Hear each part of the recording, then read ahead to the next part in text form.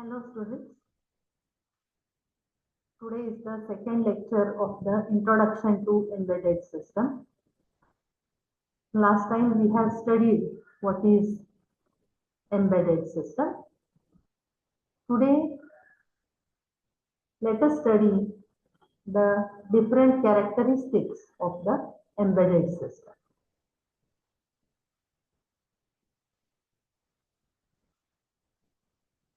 So as you can see on the screen, the different characteristics of the embedded system.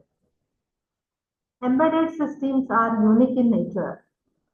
And what are the characteristics that make the embedded system unique? That is what we are going to study today. So let us discuss the different unique features or characteristics of the embedded system. So as you know, the embedded system is a small computer which is present inside machine or a device to perform a specific task. We are saying a specific task. So mostly the embedded systems are single function. Meaning of this is it performs only one specific task or limited set of tasks even if they are multiple. So only small amount of tasks are performed by the embedded system. We can take example of the digital camera. What digital camera is doing? It captures the image and it stores the image. So it performs only two functions, capturing the image and storing the image. So embedded systems are single function or they can perform limited set of tasks. Embedded systems are tightly constrained. That means they have certain limitations on their resources. They operate with the limited resources.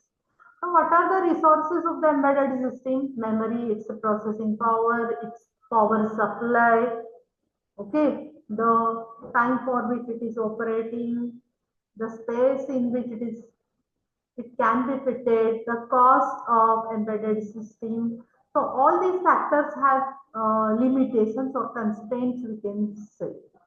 As a small computer on a chip, it can have small amount of memory. So the RAM and ROM within embedded system is constrained or it has a small size. Similarly, the processing power of the microcontroller which is used inside the embedded system. If you compare this with the microprocessor which is present inside your PC, then processing power of the embedded system is smaller as compared to your PC. So here there is again constraint. Mostly the embedded system are battery operated because they are portable or they are using adapters. That means they have to use very small amount of power. So there is constraint on the power supply. There is limitation on the power supply.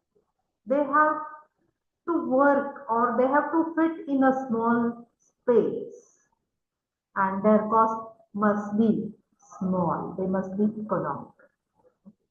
So these are the constraints on the embedded system. So what we can say, embedded systems are tightly constrained. They have tight constraints on them. Mostly the embedded systems are operating in real time and therefore we can say real time operation is an important characteristic of the embedded system. They are continuously monitoring their environment and they are responding to the inputs and they are producing output immediately. Okay, so this whole process is called as real-time operation. So embedded systems are operating in real time. If you take example of the airbags which are there in cars, then whenever crash occurs or accident occurs, within millisecond the airbags must be deployed. Within fraction of seconds, the airbags must be deployed. So there must be real-time operation. The fourth characteristics of the embedded system is they are reactive and event driven. Reactive means they must respond to the external inputs, or they must be responding to the external events. If you take example of the airbag, it must respond to crash. So crash or accident is an event for which it must respond. Okay. So embedded system, they are continuously monitoring environment and they are taking action whenever something happens or whenever it is needed to take action. Okay. And therefore they are called as reactive and event driven. Low power consumption is one of the important characteristics of the embedded system. They must be optimized to use the minimum amount of electricity. It is because mostly the embedded systems are portable or they are small in size, and therefore they are battery operated devices. So as they are battery operated devices, the battery life must be long. Battery must be long lasting. And for long lasting battery, the power consumption must be small. So embedded system consume low power, or they must consume low power. They are designed to be compact and lightweight. We say the embedded systems are present inside the machine or devices. So in order to deploy them inside the devices or machines, they have to be compact and lightweight. They must be reliable and stable. Reliable means trustworthy. They must be trustworthy. Meaning is that they must run continuously and without failure for long period of time. Embedded systems must run continuously without failure for long period of the time. And they must be able to work in different types of environment. Okay. So generally they work in environments where maintenance is difficult. So there must be zero maintenance, least maintenance. Therefore, embedded system must be reliable and they must be stable in the operation. So reliability and stability is also one of the important character of the embedded system. They are hardwired or software controlled. Software is present inside the embedded system, which is driving the hardware of the embedded system to perform certain action. And using the software makes embedded system flexible. We can update the software whenever needed. So software control is important feature of the embedded system. As embedded systems are automatic, there is minimal or no user interface to the embedded system. That means user must not operate the embedded system.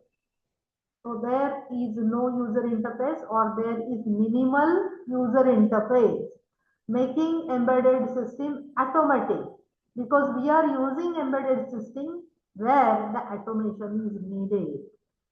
Okay, and therefore embedded systems are generally automatic in nature, mostly automatic in nature, and they are working in background without much user interference.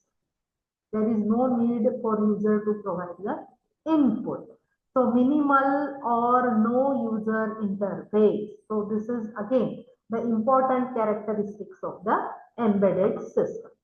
Finally, but not least, the embedded systems are cost effective. They must be designed to be economical.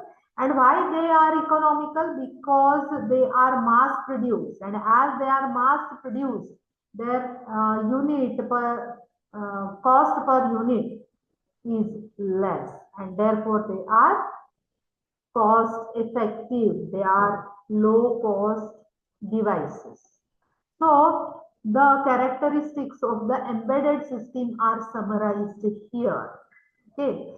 So the first characteristics is single function. म्हणजे काय, embedded system हे फक्त एकच काम करतं किंवा एक छोट्याशा ऑपरेशनचा set जो आहे तो सेट एम्बेडेड सिस्टीम परफॉर्म करत असतो. म्हणजे ऑपरेशन किती आहेत, एक किंवा एकापेक्षा जास्त असतील तर लिमिटेड सेट ऑफ ऑपरेशन हे कमी आहे, त्यामुळे त्याला काय म्हटलेलं आहे, single function. Embedded system is tightly constrained. म्हणजे लिमिटेशन्स आहे. कशा बाबतीत लिमिटेशन्स आहेत, तर रिसोर्सेसच्या बाबतीत लिमिटेशन्स आहेत. आणि कुठले रिसोर्सेस आहेत, मेमरी असेल, पॉवर असेल, त्याचा परफॉर्मन्स असेल, कम्प्युटिंग परफॉर्मन्स असेल, तर या सगळ्याच्या बाबतीत किंवा साईजच्या बाबतीत हे सगळं काय आहे, त्याला टाईट कन्स्ट्रेंट्स आहेत किंवा लिमिटेशन्स आहेत. Real time operation. Embedded system हा रिअल टाइम मध्ये काम करत असतात.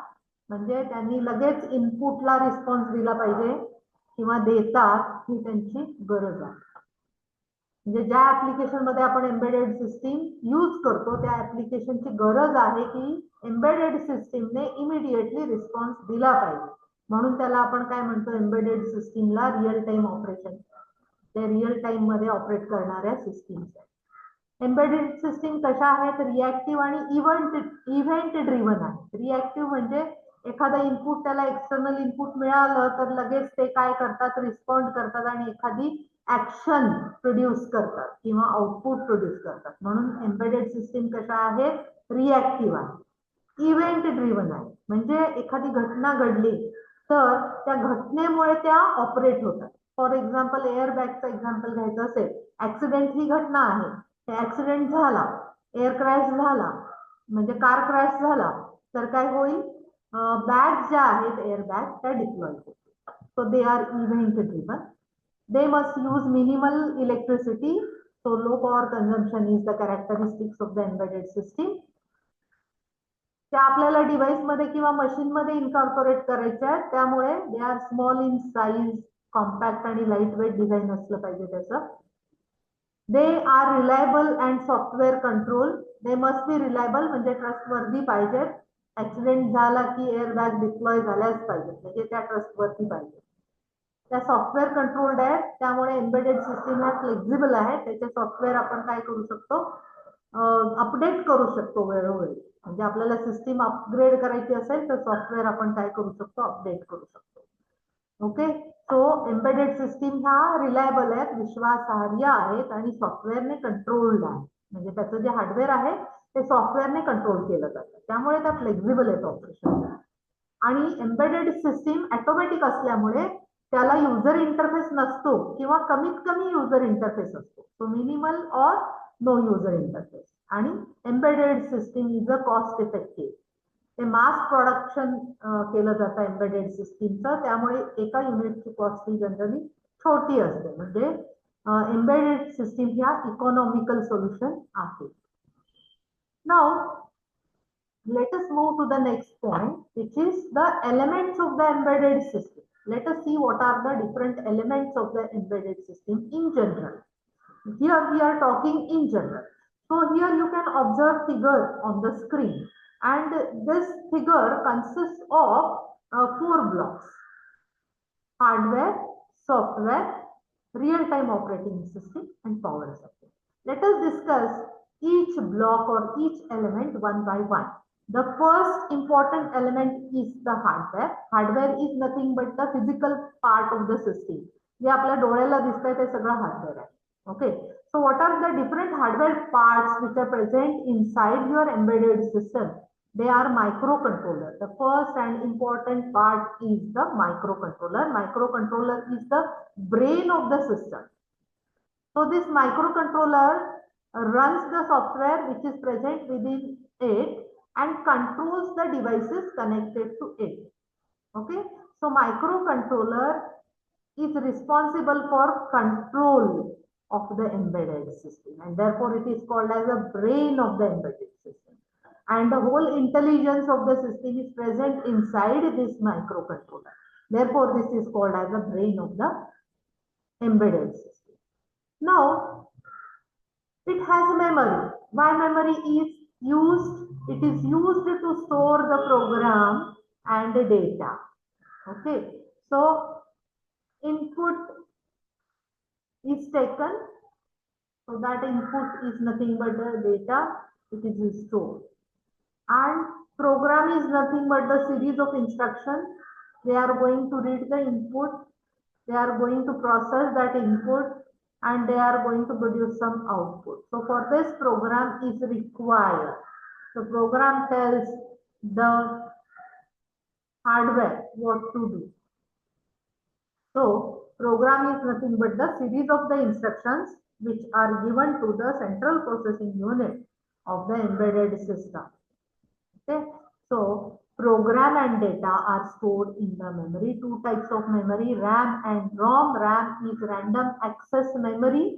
It is read write type of the memory. ROM is read only memory. Okay. Now the next hardware is input device. We are going to collect the data from the environment, and in order to collect the data from the environment, the device which we are going to use mostly is the sensor. Sometimes switches are there which user is going to operate, but mostly sensors are there. Sensor, as you know, is a device.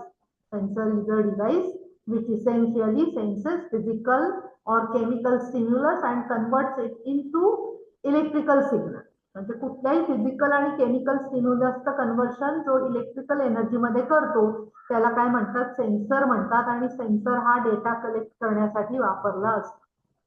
Mug data कुठल्या form मध्ये असतो, टेम्परेचरच्या form मध्ये असेल, प्रेशरच्या form मध्ये असेल, ह्युमिडिटीच्या form मध्ये असेल, लेवल लिक्विड लेवलच्या फॉर्म मध्ये असेल.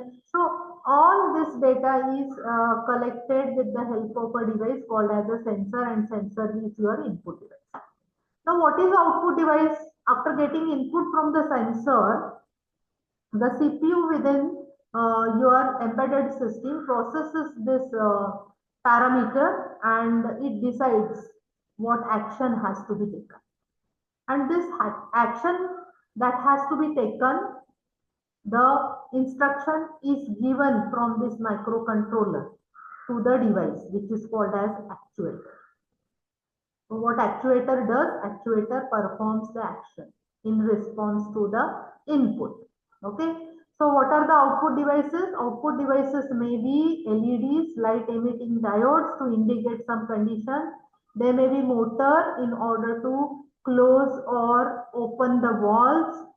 They may be displays to display some message. They may be buzzers to give a siren, etc. Okay. So these are some of the output devices.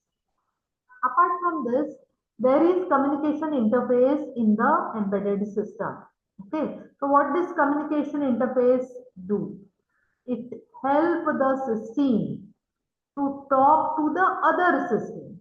Two embedded systems talk with each other, or many embedded systems connected to the server, and they can communicate with the server, sending data to the server. Okay. So for communication purpose, we require some communication interfaces. So for wired communication, UART and USB is used. UART means universal asynchronous receiver transmitter. USB means universal serial bus. So these are wired means of communication. Nowadays we are using wireless communication too, and for this either Bluetooth or Zigbee communication standard is used, and such interface is present inside your embedded system. Communication करायसाठी आपण communication interface वापरतो. तो UART असेल, तो USB असेल, तो Bluetooth असेल, कुठल्याही प्रकारचा असेल. Now let us move ahead. The next component of the embedded system is software, or it is also called as firmware. As you know, software is nothing but a program. Program is nothing but a set of instructions.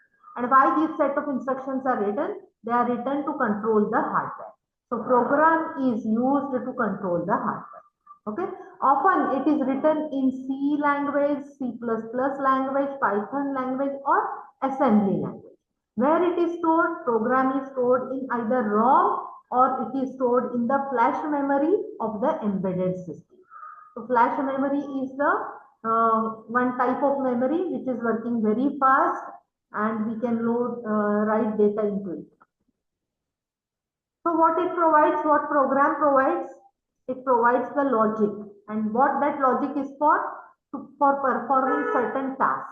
Which are the tasks? Like reading the data from the sensor, processing that data, and sending that data to the output. Only three types of main works are there: reading the data from the sensor, processing that data, and sending the processed data to the output. Okay, so this is what is done by the software. So let us once again discuss the software. What is the software? It is nothing but a set of instructions. Why it is used? In order to control the hardware. How it is written? It is written either in assembly language or higher level language like C, CPP, Python. It is stored in ROM or flash memory, and it performs certain tasks, or it provides logic to perform the tasks like read the data from the sensor, process that data, and send the data to the output. So this is all about the software which is present inside the embedded system. The third component of the embedded system is RTOS, that is real-time operating system, which is optional. Sometimes it may not be present. Okay. So for simple embedded systems, RTOS is not present. It is used for the complex embedded systems. Okay, like your aircraft control. Okay, so what RTOS does? It performs managing function. What it does? It performs task scheduling, it performs timing synchronization, it performs multitasking, and all this is done in real time. Scheduling different tasks, providing accurate timing, and multitasking to improve its performance, to provide the quick response. So all this is managed by real-time operating system. So overall, what it does, it ensures the system reacts quickly and correctly. Embedded system ज्या ज्या critical system मध्ये आपण वापरलेले आहेत अशा critical systemला पटकन react होण्याची गरज असते आणि त्यानुसार करेक्टिव्ह ऍक्शन घेण्याची गरज असते. त्यामुळे रिअल टाइम ऑपरेटिंग सिस्टीम अशा क्रिटिकल सिस्टीम मध्ये बसवलेल्या असतात. मग या ऑपरेटिंग सिस्टीमचं काय काम आहे? तर टास्कचं शेड्यूलिंग करणं, टाइम प्रोव्हाइड करणं आणि मल्टीटास्किंग करणं, हे काम तुमच्या रिअल टाइम ऑपरेटिंग सिस्टमचं आहे. Fourth component is the power supply. So to provide electrical power to embedded system, power supply is used, obviously. Okay, so we can your embedded system can take power from batteries, or maybe from USB interface, or from adapter, or direct connection to AC mains. Okay, so depending on your application, you can have a type of power supply. So mostly the systems are portable, small in size. In that case, they are battery operated. Now, we have seen what is inside the embedded system. We have seen the details of hardware, software, RTOS, and power supply. Now let us move to the next point, which is nothing but the applications of the embedded system. Let us discuss the applications of the embedded system. So mainly they are divided into four broad categories that we are going to discuss. The first broad category is consumer electronics, the products that we are using in our day-to-day life. Okay, they are called as consumer electronics, and here you can observe television, laptop, mobile phone, washing machine, music system, refrigerator, microwave oven. All these have embedded systems within them. Even remote control, your tablets. So all consumer systems, consumer electronic gadgets, they are having embedded system within them. Second broad category is automotive. That means vehicles. Your two-wheelers, four-wheelers, even aeroplanes, ships, they have embedded system within them for measurement and control, and even for ease of operation, for safety.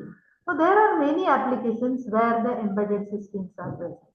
So in some two-wheelers nowadays, you can find embedded systems within them. Smart vehicles are there. So car generally has a lot of embedded systems within it. We have already discussed about it.